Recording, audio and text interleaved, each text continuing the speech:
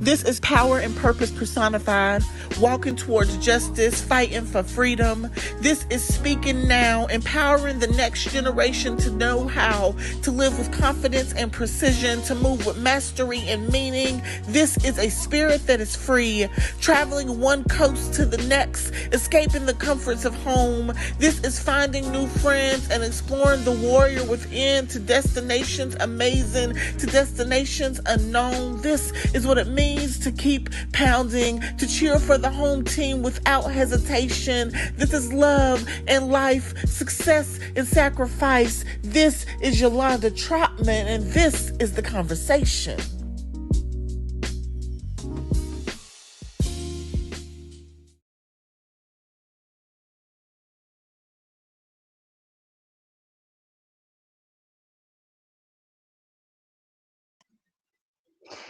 Hello, everyone. Yolanda here. And listen, happy hump day to you.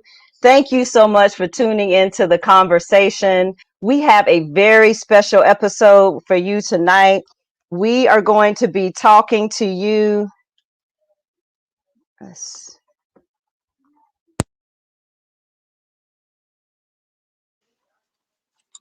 right. Okay, y'all, let's try this again because we were having some feedback. So welcome to The Conversation. I am your host, Yolanda Trotman.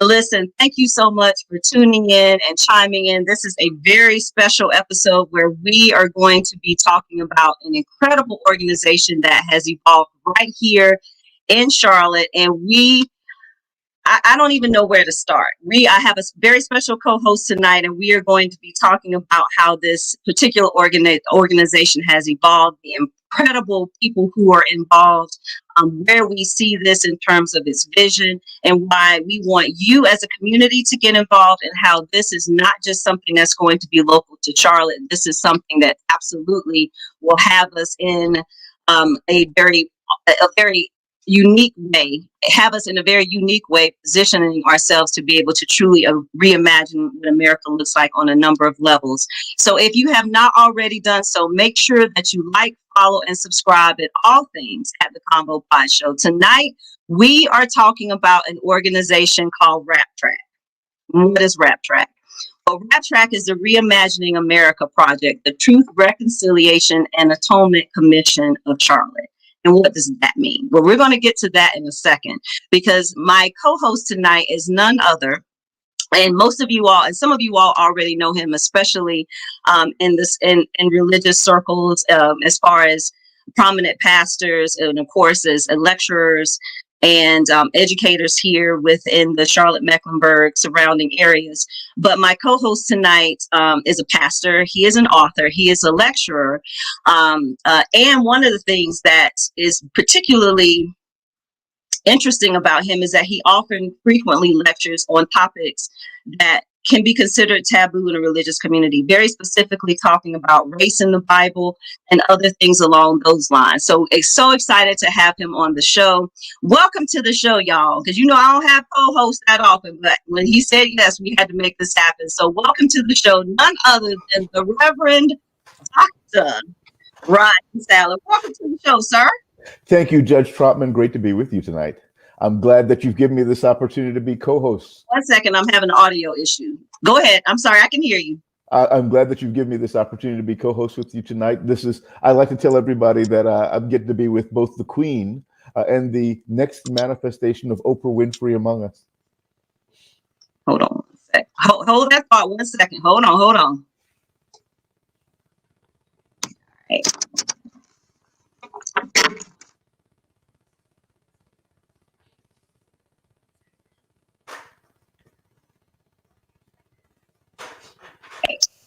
There we go.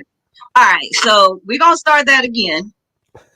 Now, for those of you who are just tuning in and chiming in, because I was seeing that some of you all were getting feedback and you were getting a delay. We got that. All right, so we're going to start that again. Now, for those of you who are just tuning in and chiming in, because I was seeing that some of you all were getting feedback. So welcome to the show. Tell us, who are you? Who is the Reverend Dr. Rodney Sadler?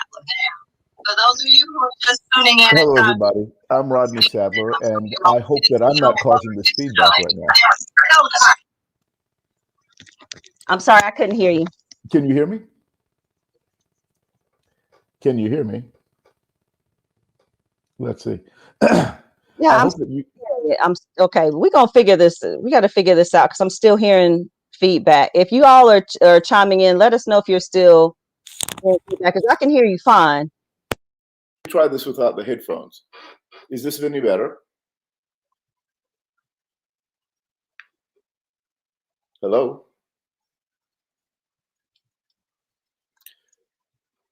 Okay. Can you hear me? I can hear you fine. Excellent. But it seems like we're getting okay. I think we're good. I think we've lost the echo. Okay, all right. So now, thanks, Andrew. I appreciate that. All right. So who is the Reverend Dr. Rodney Sadler? How are you? I'm Rodney Sadler. I'm Associate Professor of Bible and the Director of the Center for Social Justice and Reconciliation at Union Presbyterian Seminary here in Charlotte, North Carolina. I'm also a longtime advocate of believing that we have got to do something about this issue of race. I know that we often deal with issues of racism when they arise. Police shooting of a Black man. We hear a new report about how our students of African-American descent are doing in our schools. And we'll decide to attack that particular instance of racism. But I'm an advocate for saying that we've got to do something not just about instances of racism, but about the issue of race itself. And that's who I am. I think I'm a person that really believes it's time that we finally have that conversation about race we've been promised for some 400 years. And let's try to do something to change the way that race deals with people in this world. And so there was a conversation with some folks this past year around the same time last summer. So how did that come into play? And what was it that was the impetus that started all of this? Well, thank you for that question. The idea for what we're doing now with RAP TRACC is not new. A group of us had been working on this idea before. It was called a project called TRACCS, the Truth, Reconciliation, and Anti-Poverty Commission. Reverend Dr. Peter Wary, Reverend Dr. Sheldon Shipman, Reverend Gensie, Redrick, Joel Siegel, and people that had been working with Alicia Keys, namely Lee Blake, one of her managers, had decided that we need to do something about race. We formed a larger coalition that began to do work with the Obama administration to begin to work towards a larger truth and reconciliation process. We wanted something that would be authorized by the president that would be useful to transform America. Well, we all know that the election did not go as we wanted it to in 2016, and we ended up with a different kind of administration. So we sort of took this idea down. We brought it back home. Let me pause you for a second. I love how delicately you said that, how we ended up with another type of administration. Okay, carry on, sir. We know what you meant. So we brought that back home, and we began to work on something called CORE, the Commission on Racial Equity here in Charlotte. That began to produce some good fruit. And in fact, Rabbi Judy Schindler was able to take parts of that and make it into the Restorative Justice Charlotte movement that has had some great success here locally. And I praise her and Willie Keaton for the great work that they're doing. But when the George Floyd killing happened this year, we decided that it was time to finally do something serious about this. No longer can we just focus on issues of any small issues of racism.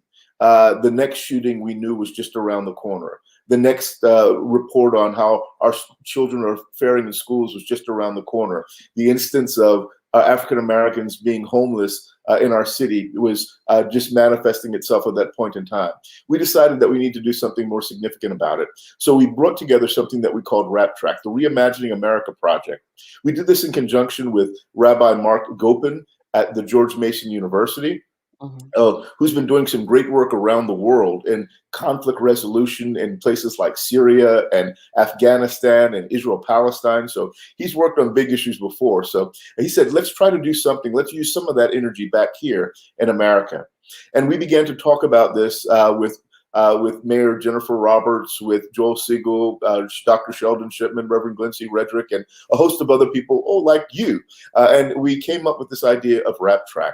And we've been trying to work to develop this over the last year. We've had some great success so far, and we'll talk a little bit about that as we go on later on today, about some of the hearings and things that we've been able to have so far.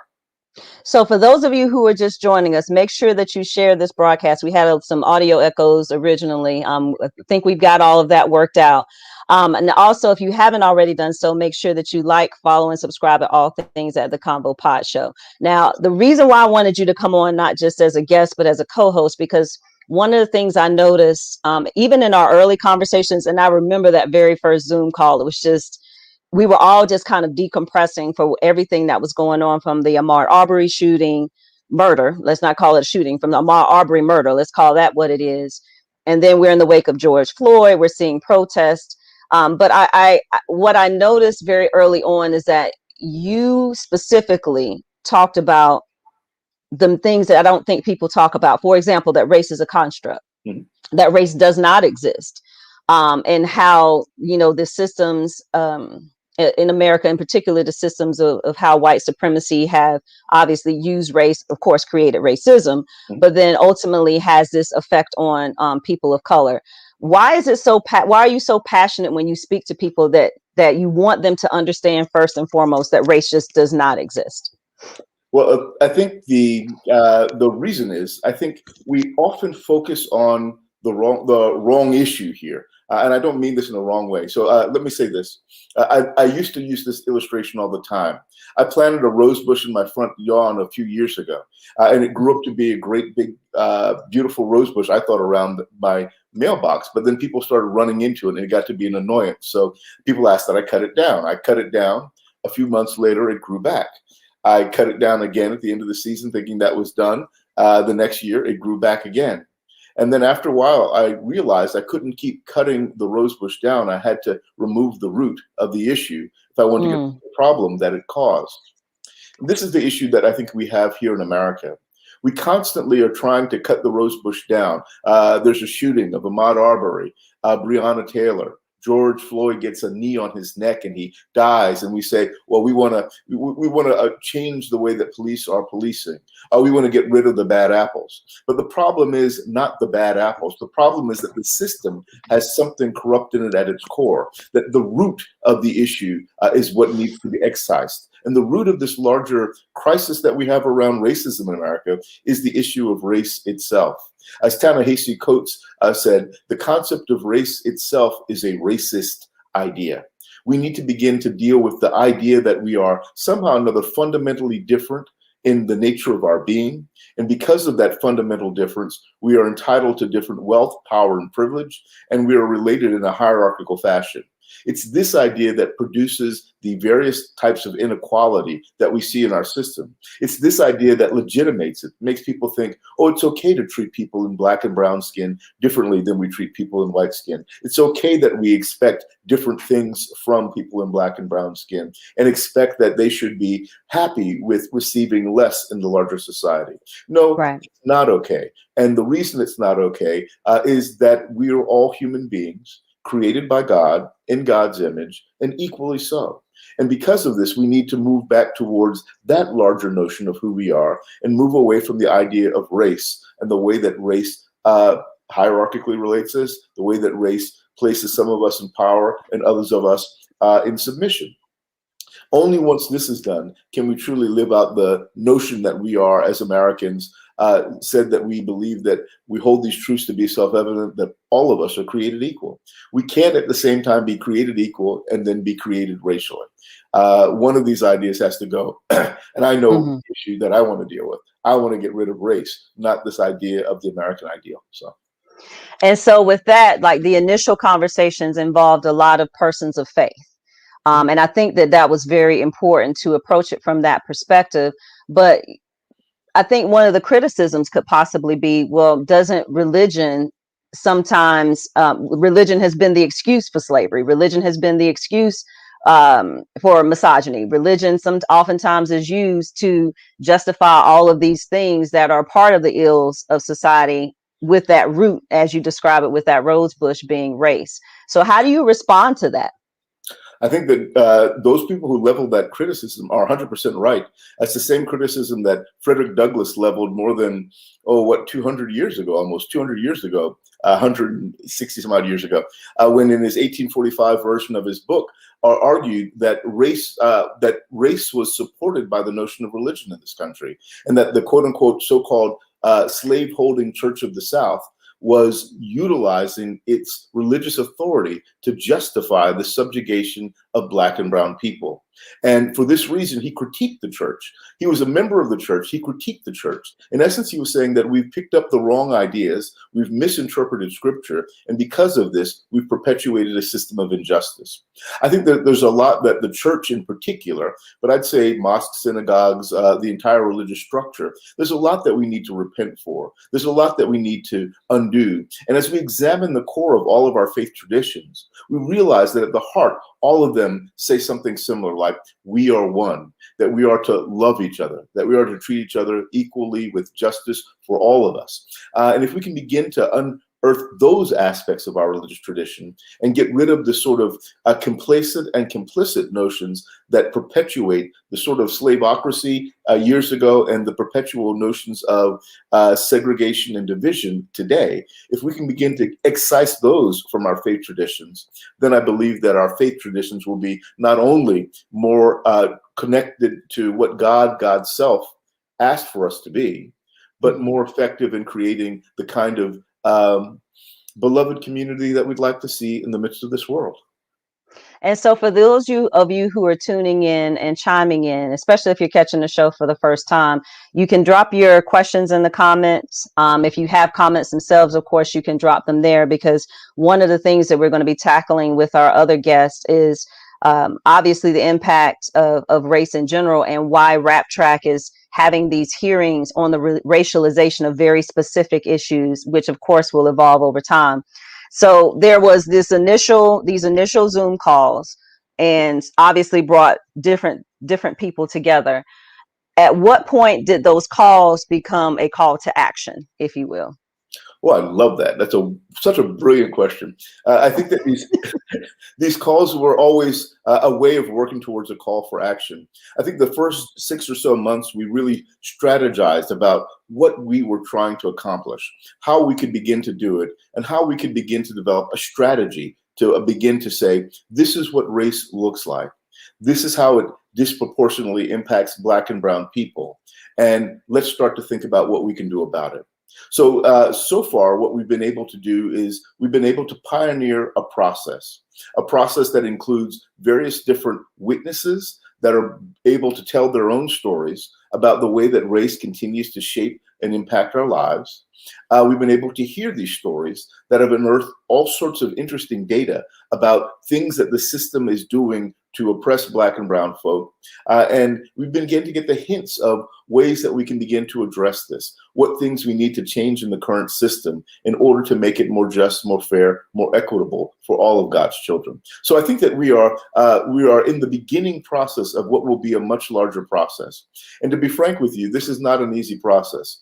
Anything that took more than 400 years to establish and to put in place, it's going to take a couple days to deal with. It's going to take say that again. It's going to take some time to begin to wrestle with. So what I hope we're doing now is establishing a foundation upon which we can build a significant building of transformation, of social justice, of social change. And as we begin to do that, I hope we make a system that does more greatly reflect our ideal of what we're trying to do. Long ago, one of my favorite heroes in the biblical studies field, Walter Brueggemann, talked about the fact that being a prophet is to present an alternative reality to the one that we see in the world, and a reality that may be more real than what we see. It may reflect what God says is the ideal. And that's what I think that RAP TRACC is ultimately trying to do. We're trying to show people what the ideal might look like, what it would look like if we got it right, if we were treating people fairly. And as we begin to move towards that image, I hope that we can bring other people around with us. We want to create a beloved community and make that beloved community in essence, what the world becomes. Excellent. So I'm going to have you bring on our next guest.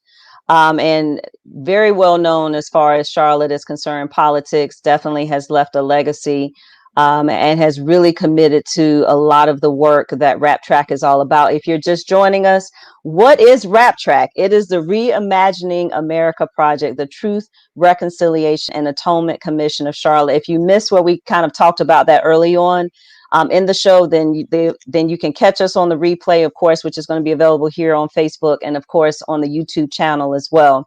So our next guest, I will leave it to you, co-host. Well, our next guest is none other than the former mayor of Charlotte, Jennifer Roberts. Jennifer Roberts is a graduate of UNC Chapel Hill. She is a brilliant woman who has served on the county commission. She, I believe, was even the chair of the county commission. She also served on city council and decided that she wanted to be the mayor of the city of Charlotte. So she's had some great positions. She's done some great work even after she left that position with Eco Justice or Eco Watch here in the U.S., making sure that we talk about issues of climate, not just here in Charlotte, not just in North Carolina, but across the U.S. And I'm pleased to say that she has been working with me in a couple of capacities. We were on the board of MECMIN together before we came to join this work. I was standing with her during the first night of the George Floyd uprisings. And as we stood there and talked, we looked at each other and said, we've got to do something different this time around. So pleased to introduce to you Mayor Jennifer Roberts. Well, hello, Madam Mayor. How are you? I'm doing wonderfully, and thank you, Rodney, for that kind introduction. Can you hear me okay? Yes. Great. Terrific. So welcome to the show. Welcome, welcome, welcome. So glad to have you on the show. And of course, wanted to have you on specifically because as we talk about what RAP TRACC is and why it's important and the work that we're doing, you have always been from the beginning, especially when we were in the planning phases, instrumental in terms of making sure that we are addressing issues that are uncomfortable, frankly. Frankly, that's uncomfortable with white America, with people who may not necessarily be liberal thinking and more conservative, or frankly, just not even open to the idea of having conversations about race in the way that we are now presenting it. So what was it about this organization that was created that made you feel like this is work that's important and work that I want to be a part of? Well, I have to start with a little bit of my history to explain that. Okay. And even before I was mayor and county commissioner and all that, I grew up in the South. I grew up in Charlotte, and I saw from a very young age that people were not treated equally. And it was gender, it was race, it was sexual orientation. It was a number of things that people were bullied about, were separated, were given obstacles I didn't have. And I came from a family of service. I had family members in the military. I had relatives who did work for nonprofits. And I was always taught, and I had Christian upbringing and, civics, democracy, people are equal. But I was always taught to give back, that if you are privileged enough to have a caring family and a roof over your head, it's your responsibility to give back to your community. That's the rent we pay for having a decent life and having what God has given us. And, I saw this as I was growing up in high school and college. And when I really became to understand how it not just hurt people of color, but that this whole construct of race, which Rodney's absolutely correct about, because I studied political science and I saw the fact that, we call Hispanic is not a race, but the census thinks it is. So it's all created so we can count people in categories and put money in, it's created by us. And when I really saw that it damaged not just Black and brown communities, but also everybody, was when I began as a public servant on the county commission. And I saw the connection between what was going on in the system that is inherently unfair on a number of levels and was built on racist underpinnings from hundreds of years, as Rodney stated, but how it hurt all of us. And if there's anything that COVID has shown us with the COVID disproportionately harming Black and brown communities.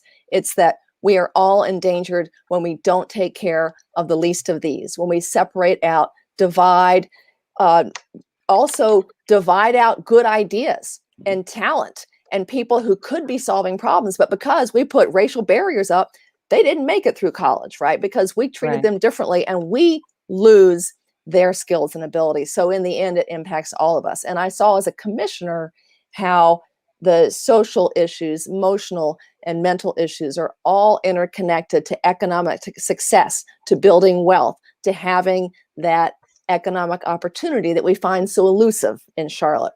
And Rodney forgot to mention the first time that I knew he was someone who did good trouble was when we went to the Moral Mondays together, if you remember that. And I think that was in between my time as a commissioner and my time as mayor. I wasn't even an elected official, but I saw how damaging the decisions being made in Raleigh were for our children, for people of color, for anybody who was just looking for an equal chance. I saw what was happening, and I joined several of those. I remember William Barber being there. Judy Schindler joined us. I remember driving up with 3 rabbis once, and Rodney. It's almost like I was waiting on a joke. I know. It's like, not quite. I know, it sounds like it. But you know, that coming together was really important. And the thing that for this particular initiative for RAP TRACC, the thing that really got me was, as Rodney mentioned, we were there at the George Floyd protest, and it was the straw that broke the camel's back. We'd seen the disproportionate, arrests of people of color, the harsher sentencing, the harsher treatment, all of that. And it was just so vivid right there in front of us in that video. And I just looked at Rodney and I said, we have got to change this. This is killing all of us. It has gone way past where it should without our action. And I knew from Rodney's training and his work as a pastor, as a teacher, as an educator, as a troublemaker, for good trouble, I knew that he had some great ideas. And we did a lot of brainstorming. We just called a bunch of people we knew who would also recognize the need. The other thing that was different about the George Floyd protests, and they continued for months, there were more white people. Because I'd been part of that. I walked among the protesters for the Keith Lamont Scott protests. I absolutely did, and talked to people, ministers who were there, and community members, etc. Not many white people. But for the George Floyd protests, it was almost half and half. It was amazing. And I saw young people, I saw older people, I saw people with white hair, I saw, all kinds of different groups, Asian Americans, Latin Americans. It was a true coming together of people recognizing that this is hurting all of us. And that's what gave me hope that we could finally have the momentum, the tipping point to actually bring about systemic change.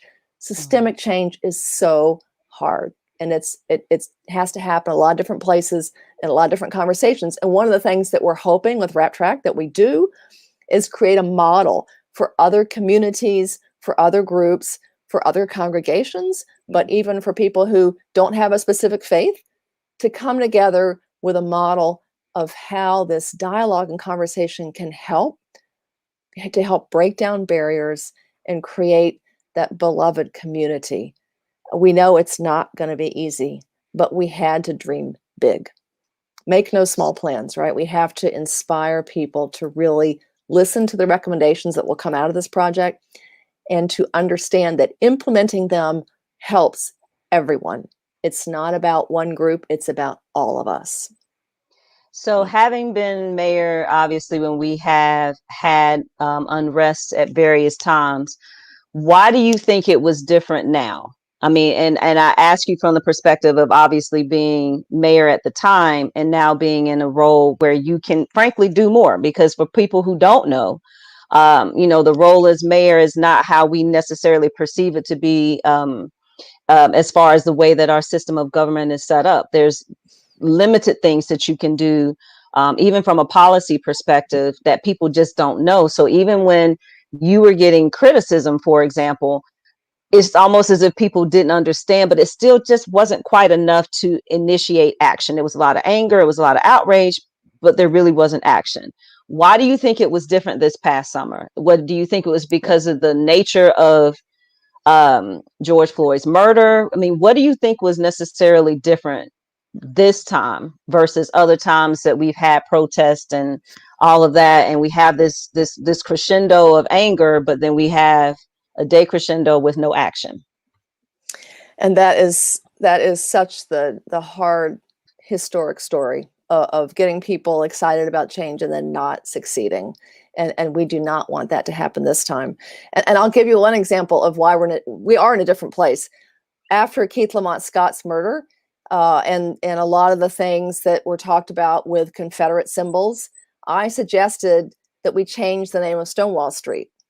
I got laughed at. And a lot of even colleagues thought it was ridiculous. Now we've had a commission and we're changing 9 street names, right? Wow. So we're in a different place. I also got criticized for standing up to the chief and saying, we need to release that video. The more you hold it, the less the community is going to trust it. Look what's happening in Elizabeth City. But there's a broader recognition that transparency is essential to changing the system. So we have moved forward, although it still seems sometimes that we're having the same challenges. But what makes it different? I believe there are a lot of things that came together. We've had 4 years of that different administration where hate and bias and bigotry were supported and put out in front for many to see and not criticize. They were put out front as something that was acceptable. And those of us who realized the harm and the danger and the hate and the violence that results were aghast.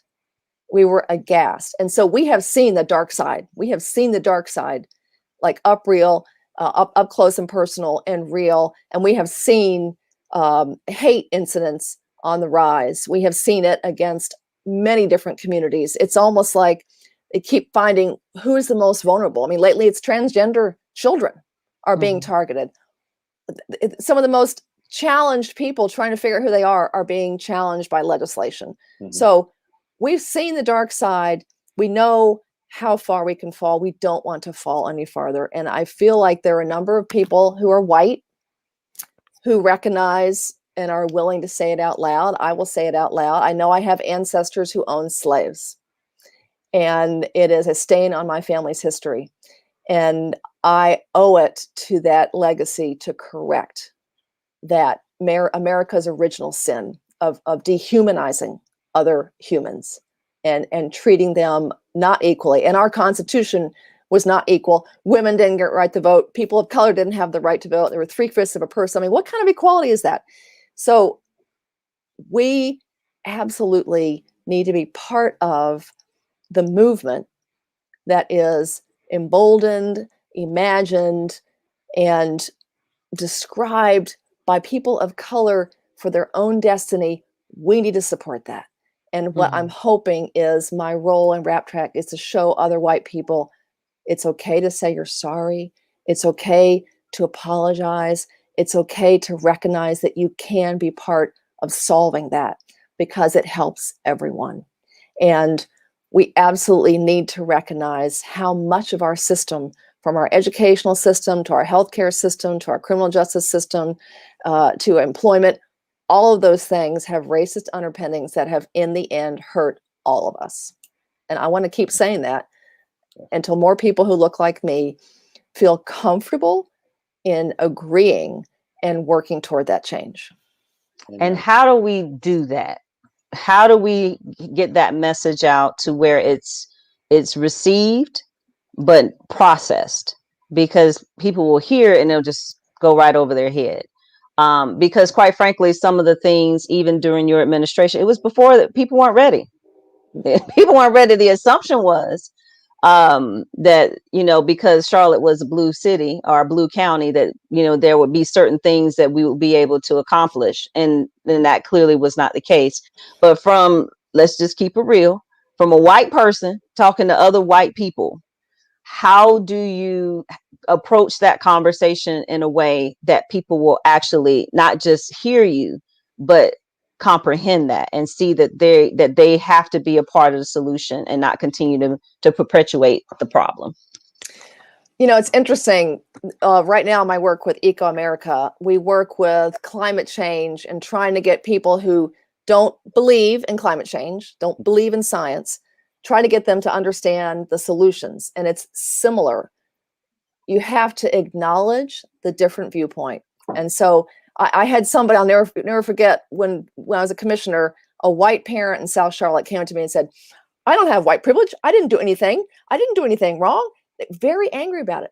So we have to acknowledge there are different views. I understand you don't like that term, white privilege. However, I'm going to tell you the benefit to you and your neighbor and everybody of doing things differently.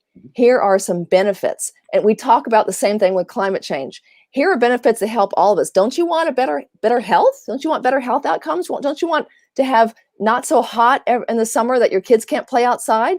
Don't you want to be able to maybe go to the beach and not have the house wash away?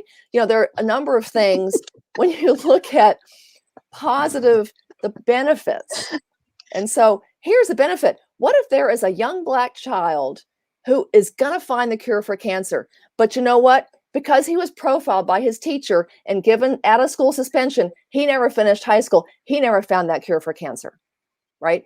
Those are the kinds of things that are real, that impact all of us. And so, sometimes people point it negatively and say, well, if you don't want to have quality education, where do you think those children are going to end up? They're going to end up stealing your car, stealing your carburetor. I guess that's the thing these days.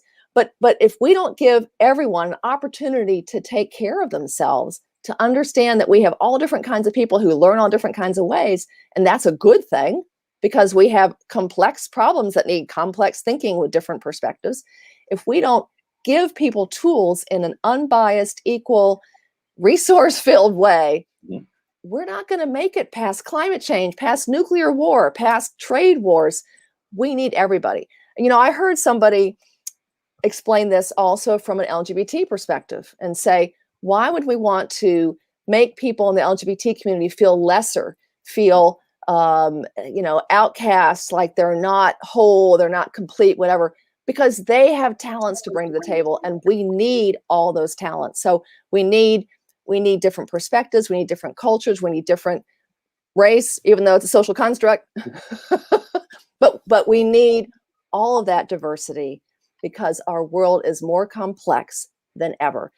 Look at trying to find that vaccine. How many different companies did it take? How many different countries were engaged? How many different, I read about a woman who was fascinated by messenger RNA who helped get that first vaccine because she was so focused on it. Everybody has talents that need to be part of the solutions. So absolutely.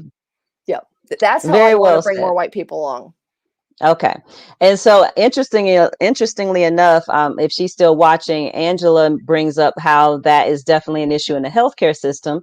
Shameless plug. That was our very first commission hearing where we talked about the racialization of the healthcare system.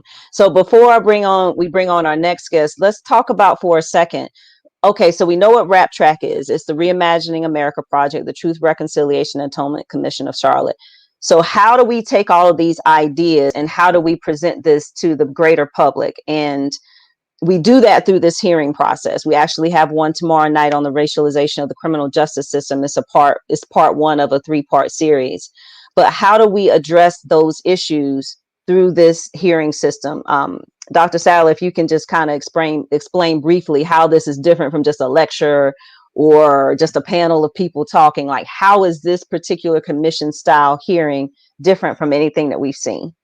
So what I hope that the commission hearings actually do, they're not the strategy or it's part of a larger strategy. What the hearings are meant to do is to help people hear in a different way, voices they've not heard before. People to see for the first time what it is that race looks like. So we start off with historical witnesses that really do establish this is the history of what has taken place. This is what's going on today. Then as we move to impacted witnesses, what we're really trying to do is move from just head to heart. How is it that it feels to be negatively impacted by a racialized system?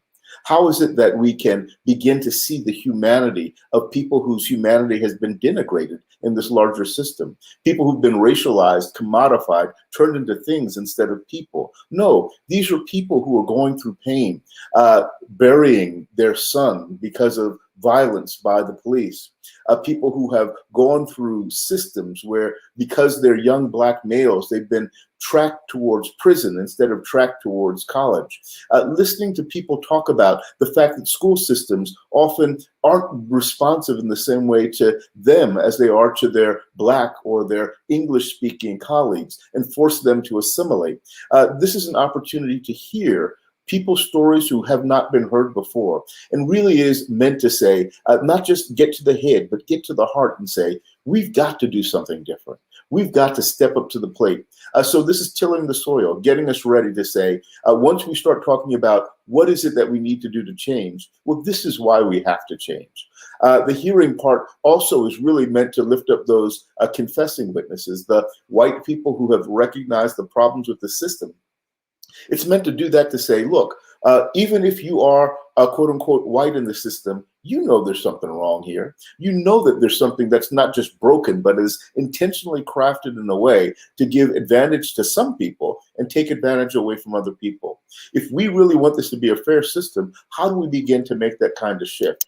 I hope that the ultimate goal at the end of this is, as Mayor Roberts said, we need to improve the system for everybody. The fact is that if African Americans in this country truly had equal playing field on which to work, truly were given equal opportunity to thrive in this larger system, this would help everybody out. Think about the amount of revenue that we lose each year by underpaying African Americans. If we could up the African American pay, just that alone would invest multiple billions of dollars into our economy. Talk about supercharging our economy. Just making a fair playing ground would give us all greater opportunity. So by beginning to think about the kinds of change that we need to make, we do lift up everybody within this larger system, and we do begin to make this larger change that we need. So the hearings are one part of a much larger process meant to till the soil, to begin to plant new seeds that will lead to a non-racialized version of America. We want to reimagine this country, reimagine it from the grassroots up, and this is just one of the parts of this larger process. As we go on further, we'll talk in much greater detail about how the committees will work. Now, I know an incredibly good committee that's working right now on criminal justice, and I don't know who might be chairing that committee. Or could it be Judge Yolanda Trotman and Thomas, who are bringing this committee together and really doing some great work with it? The kind of work that you're doing with that, experts working in their own field to say, these are the things that we see that we need to change. This is how we hope to begin to foster that systemic change, bringing those experts to a common table, saying, let's just work together, let's overcome our differences, and then let's make the system change in ways that we want it to change. One of the things that I'm entirely invested in is the notion that the world in which we live is a world entirely of our making. The world exists as it does because we allow it to exist this way. If we want to see something different, then we've got to make something different. So hopefully the hearings, the committees, and the work that we do here will begin to truly reimagine America and make space for a new thing, a new way of being, a new nation to be born. America. Absolutely. Absolutely. So with that, if we can segue to bring on our final guest, if you will, sir. I'd love to introduce our next guest. Our next guest is none other than Ms. Gensie Baker. Ms. Gensie Baker is a longtime local activist. She's a native of Charlotte who's come back home to do some good work here. She's done some great work in education. She continues to work on uplifting people who've been in impoverished situations. She's done great work on reentry and helping people who've been formerly incarcerated come back into the larger system. She's done great work here in the city on criminal justice justice reform and helping this overall system to work better. And I met her as she was talking about doing some truth and reconciliation work. And how can we begin to work with a truth and reconciliation process? She had been doing some work with some other groups here in the city. And I encouraged her to come check out what we were doing here. I'm so happy that not only has she come on board, but she's taken on the responsibility of being our first executive director. So Ms. Gensie Baker, I welcome you to this conversation. Welcome, welcome, welcome, Ms. Baker. How are you? I am doing well. Thank you very much. That was quite a wonderful introduction. Thank you. Well, thank you. And definitely very fitting. Thank you. So tell us, Gensie, for people who don't know about some of the work that you're doing now, tell us about some of the work that you're doing now and what attracted you so much so that you wanted to take even a deeper dive in the type of work that we're doing. Well, part of what I loved about the concept of RAP TRACC is that it's really not about blaming people. It's about fixing something that we did not create. And I think so often it's easy to get into the anger and the blame game than to really focus on what can we do to change this. So that was one of the things that I really loved about the work, and was honored to work with so many amazing people on these issues. So, I mean, we didn't create this problem, but it is up to us to fix it. So I'm really grateful to be part of the process. Now, of course, you're being too modest. So Dr. Sattler talked about a lot of the work that you've been doing over the years as far as reforms and things of that nature. Now, you got to tell us a little bit more. Okay, well, I have worked with reentering people, and that includes myself. I have a felony from over 20 years ago from a very stupid mistake of wanting to be liked. And everything was fine until my job found out that I had this bank thing on my record. They immediately fired me, and I could not get a job as a barista in Starbucks. I have a college degree. I had an excellent work history. I had worked for that company for 12 years and had a credit card with $500,000 credit line. There were never any issues. But that's when I found out that people with a record are beyond, I mean, how are you supposed to live? You're not allowed to get housing. You're not allowed to, people don't want you to work for them. So if you can't work and you can't live anywhere, how are you supposed to survive? Now, the counter part of that is that our community invests $71,000 per year for one person to be locked up in the county jail. Repeat that, ma'am, please. Repeat that. $71,000. Now, if we'll invest to lock somebody up, why not invest in somebody's future so they never have to end up in the county jail or in the state penitentiary? Now, I happen to be very fortunate in the things that happened, but I became very aware of things that I had never known before. I mean, I cannot get a job at Starbucks. And as a side note, my daughter now works at Starbucks. She can get a job there, but I can't because of a record. And so I have worked a lot with, for a couple of years, I was working with the Reentry Partners of Mecklenburg County, did a lot of work with them. I also worked in the recovery court here in Mecklenburg County, and that was one of the hardest jobs that I've ever had because it was working with families who had their children taken from them, who were struggling with substance abuse and typically domestic violence. And the system could not respond to these people. We can think that we can just put certain things in order and create change. But the reality is, if life is bad enough that you're using substances, that you're involved in an abusive relationship, there are some additional supports that are needed to make that happen. And I think that our court system really does try to address the individual needs of the people that are going through the system. But you're limited in what you can do when you've got rules in place that say, okay, if there's domestic violence involved, we just separate the two people. And these two people still have to co-parent that child that's in the system. So we're basically setting these kids up to fail. And it's like, how do we take new approaches? And so what I absolutely love about RAP TRACC is that we're really looking at how do you change the system? How do you look at the things that are going to help people be successful? And I think that that's really what it comes down to for me. I mean, I've grown up in a world that's half white and half black because of my family. So I've seen a lot of things that I don't think most people see. Having an all white side of the family and an all black side of the family. And I think the most significant thing that I think ties me into the work with RAP TRACC is that I had a conversation with my grandfather, who is a man who I love and adore. This is somebody who, when I was little, I used to do his hair, put makeup on him. He loved me.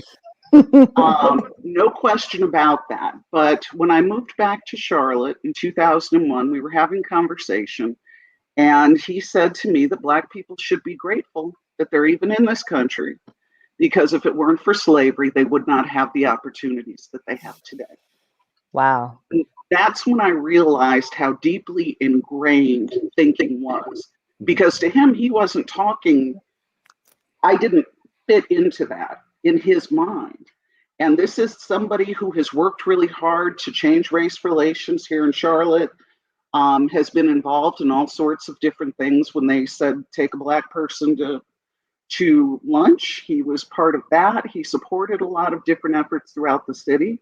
And for him to do the work he was doing, but have the mindset that he had, I was like, there's something that we can do to change this. And I really believe that RAP TRACC is something that can change this.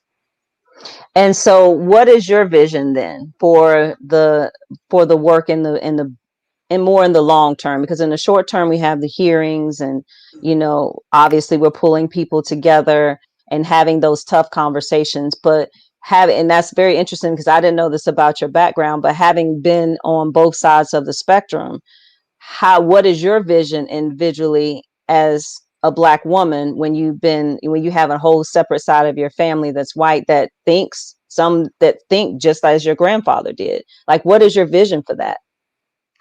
Well, I think that it comes through conversation, and that's part of what the hearings do. They allow people to listen and hopefully feel, and will change hearts and minds, because there's nothing else that's going to do it. We fought, we have tried burning stuff down, we've tried all sorts of things. But the one thing that I do know that everybody on this planet has in common is that we do have people that we love. Why can't we extend that to our neighbor? And so that's part of why, like with the logo for RAP TRACC, it is people of multiple different races, including Native Americans, because we are all just people. Growing up, people always tried to, what are you? That was the question I always heard. What are you? When I would say I was Black, I was told, no, you're not. The Latin community would accept me until they figured out I couldn't speak Spanish, and then I was kind of a sellout.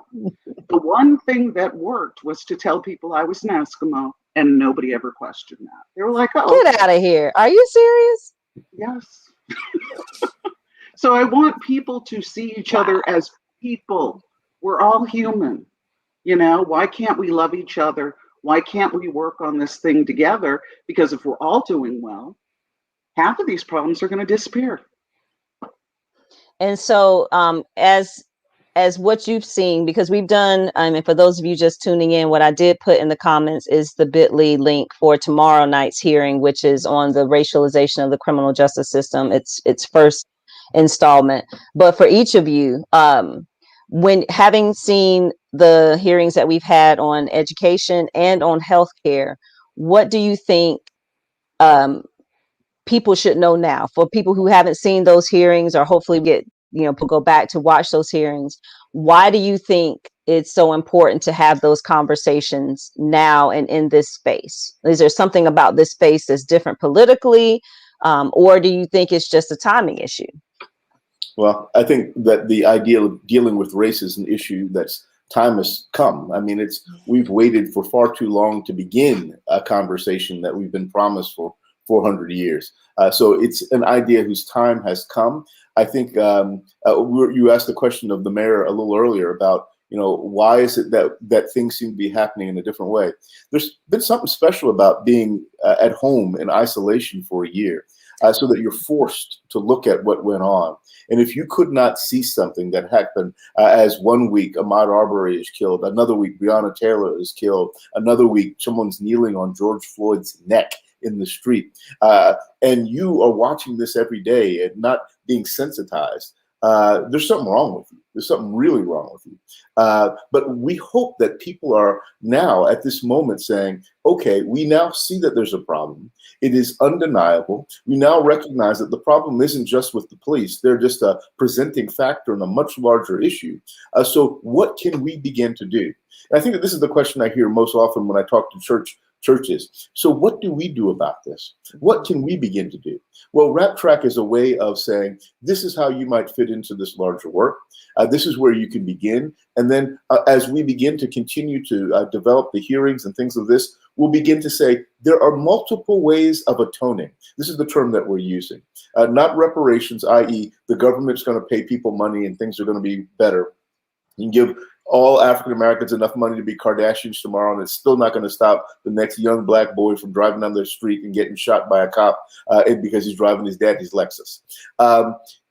We need to do something different, and we need to begin to address the way that race truly continues to impact us. So this is an opportunity where people are cognizant, where people are, if they're not woke, they're waking up to these larger issues, and we need to capture them in this moment. This is the now that we have. Dr. King talked about the fierce urgency of now. There's no other time to do anything than now. So let's get started doing it right now. The other thing that's important, we call these hearings, and we have affirming witnesses too that are repeating back to our witnesses what they've heard, and they're sometimes they're white people, because this is so true that we haven't heard enough stories of people up close and personal where we can empathize and understand what it's like to be a mother who's lost a son for no good reason except racism, for someone to be treated differently and excluded, who could have had great opportunity. White people haven't heard that. When I was growing up, I didn't know anybody who'd been in jail. I didn't know anybody. I mean, I thought jail was, something way out there. I mean, that was until I was in college. I never heard of anybody in my family or friends who'd gone to jail. And so it was like a totally alien sort of thing for me. And the whole idea that when you look at arrests and you look at who gets jail time and who doesn't, and you look at the numbers tell the story. We absolutely have a racist system. The system is not working. And it's not any one person's fault, but every one person can be part of changing it and part of that solution. So we need to hear, that's the hearings. People who are in charge and white people need to hear this. And it's very powerful. The stories that are being told that are raw, emotional, and current are very powerful. And it is my hope that when more people hear them, just like Truth and Reconciliation in South Africa, people hearing what had gone on who were not aware, that will help spur that change. And there's also power in that atonement. There is healing in my being able to say, yes, I have relatives who own slaves. It's very powerful. It's painful, but it's also when you hope that there can be change that will change that legacy. It's powerful. Well said. And so you've been an affirming commissioner before in some of these hearings, Mayor Roberts. what would you say the most powerful, well, I don't know if there is a most powerful, but in the hearings that you've been able to sit in, like, how do you find it's difficult sometimes to affirm when you're having all of this that you're hearing for the first time? Do you find it difficult to be able to affirm with authenticity, if you will? I think I'm a good listener. It's one of the things that you have to be to really be a public servant, as you know, Your Honor. And it is hard to hear. I think one of the most impactful, and several people mentioned this, and with a story and emotion, and where I could really feel it, is they felt like they were people who'd been thrown away, that they were people who had been dehumanized, that didn't matter, that nobody cared about, that were kicked to the curb by their family, by their colleagues, by the system, whoever. They were thrown, people who'd been thrown away. And that it made such an impact on me when I think about anybody I love feeling like they've been thrown away as a human. It's tangible pain. And that is something that we shouldn't allow. Absolutely. And so as we wrap up, there quite a few people we've seen you give us a shout out from where you have been tuning in from. So we appreciate that. As I had said earlier, we have a commission hearing tomorrow night. The bit.ly link is in the comments. We definitely ask that you join us and tune in to really, really see what this is all about. As I said at the beginning of the show, it's about the racialization of the criminal justice system. We have some incredible guests. So our historical witness will be Senator Mushtaba Muhammad. He's going to be giving us an overview of as much as he can in 8 minutes, as far as a number of the issues related to the criminal justice system and race, and his work on the governor's task force, which has been doing some incredible work in terms of identifying very specific issues within the criminal justice system and having a plan to actually address them. Case in point, in terms of what's going on in Elizabeth City, we're finally starting to see legislative moves, and somewhat bipartisan, to be able to deal with the issues of even the release of body cams and things of that nature. That's a whole nother show.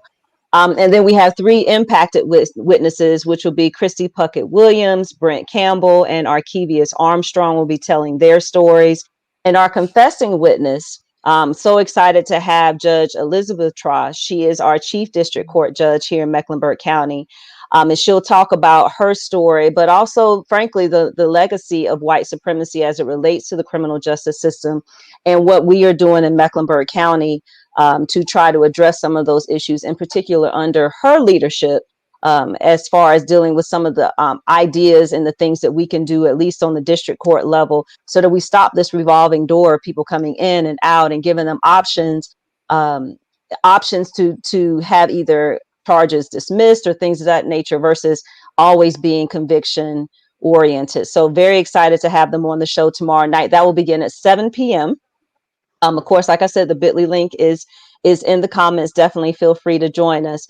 Gensie, if you will, how can people see past hearings if they were unable to catch them live, or they have an interest in catching some of the ones that we just did? We did 2 powerful ones on the education system, and of course, one on healthcare. Where can people find those?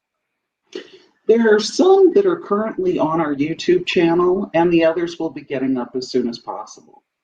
So. Excellent. And so, we got folks all the way from Bermuda. We see you, Shannon. Excellent. And so, Dr. Sadler, as we wrap up, so what is it that you want? So if someone is just catching the last 3 minutes of this and they still don't really know what this RAP TRACC thing is, what would you tell them what it is and why it's important that they get involved? Well, the first thing I'd say is that I love the statement that Gensie made earlier. This is not any one person's fault. No one that we know here is the racist that fostered this system. But it is every person here's responsibility to do something about it if we want to change. This is an opportunity to say, how can we get involved? This is your opportunity to say, as a person who's a leader in my own community, I don't care if you're a leader because you are a former mayor, if you are a judge, if you are a person who runs your own business, or if you're a leader because you've got a wife, a child, a husband, a family at home. You are a leader in your own right, and we need your leadership at this table to begin to foster the kind of change that we need to see. If we want to see a better America, it is up to us to foster it. So this is your opportunity to get on board and to join with people who have goodwill, who have a opportunity to make something come about that is a much better future for us all. So that's what I would say to someone. This is your chance to help make the kind of change that you'd like to see. So come on, get on board. We need you as part of RAP TRACC. So how does a person, if they really are genuinely interested in getting involved, potentially as a commissioner or in the planning stages for other hearings, who do they contact and how can they get involved? The easiest thing to do is to contact Maddie Anderson with a very simple email. It's Madeline, MADELINE CRDC@gmail.com. If you contact madeline.crdc@gmail.com and just send her your email, tell her, I want to learn more about RAP TRACC. She'll send you information about it, put you on the list so that you receive our weekly emails and you can be part of this work that we're doing together. I would love to have everybody at least sign up, hear about what's going on. And then if you can't join every week, join when you can. Participate as you will. And trust me, if you're not as interested in the hearing tomorrow night, you're going to be interested in the hearing 3 weeks from now. If you're not as interested in the hearing 3 weeks from now, there's going to be one that's going to be in your wheelhouse that will come up soon that we need your help on and that you can contribute to. So we need everyone at this table, and we want you to get involved. Did I say that before, Yolanda? We need everyone to get involved. You said it, but say it again. Well, the people in the back who didn't hear you. We need everyone to get involved to make the kind of change we'd like to see.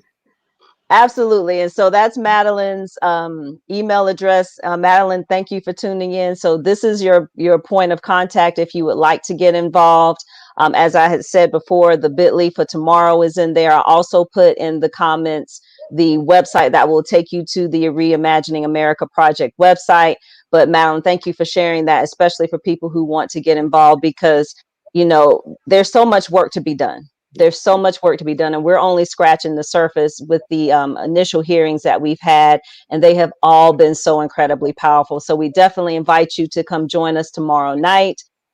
Thank you, all of you, for joining me. It's an honor, obviously, to have you on the show, and it was really important to have this conversation about why it's so important, why race truly is a social construct, why white people need to listen, and why they need to be able to have those conversations authentically with other white folks. And I'm not going to put you on the spot and say, you know, we miss you. But anyway, so we're going to keep it moving. I'm here. Can I say one thing, though? Yes, please.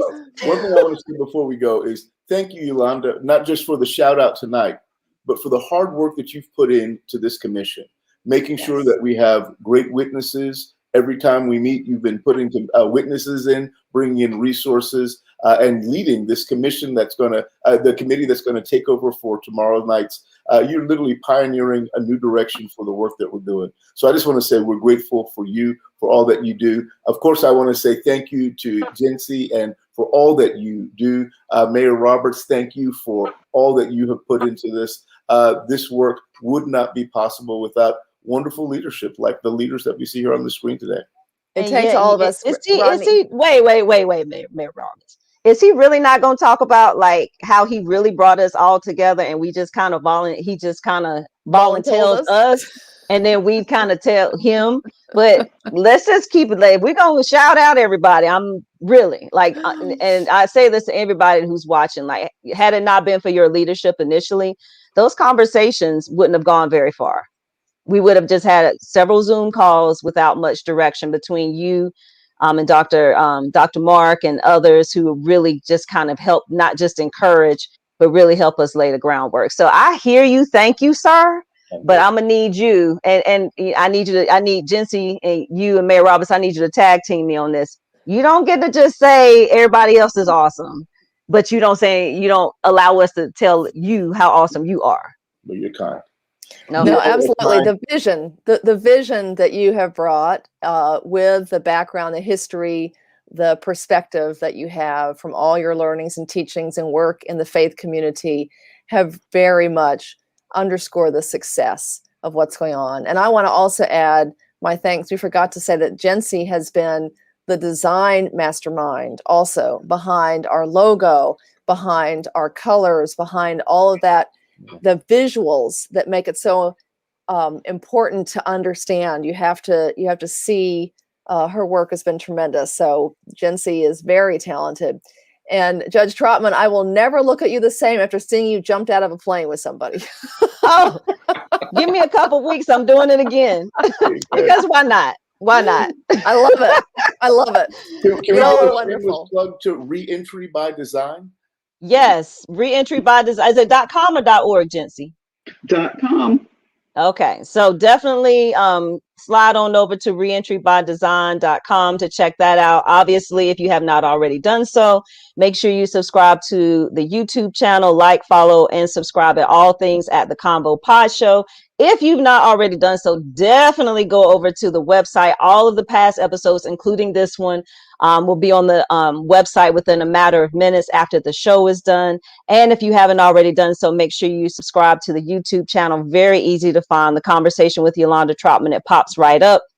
So taking a couple of weeks off. Our next episode, I'm revisiting the personal conversation series, will be one-on-one with Ari Chambers, our newly crowned Miss North Carolina. So very excited to have her on the show. She'll be joining us on June the 2nd, of course, live at 8 p.m.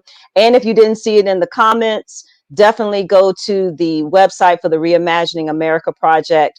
It's right here. Definitely check it out. Obviously, it has some of our basic information. You'll be able to catch some of the past hearings on our YouTube channel. And of course, if you haven't already done so, make sure you set yourself a reminder so that you can tune in tomorrow night. And if you are interested in learning more or becoming involved with RAP TRACC, just reach out to Madeline. Her email address is madeline.crdc@gmail.com. Thank you so much for those of you who tuned in and chimed in. If you're catching the replay, definitely make sure you share this, because the work that this organization is doing is so special. And we absolutely need you to get involved, spread the word, because we truly can wholeheartedly, we all believe, can do our part to make sure we reimagine America in a way that takes race out of the equation, that uplifts and, of course, gives us a spirit of atonement and reconciliation that actually means something and is not just talk. So thank you all for joining us tonight. We will see you in a couple of weeks. Have a good evening, everyone. God bless you all.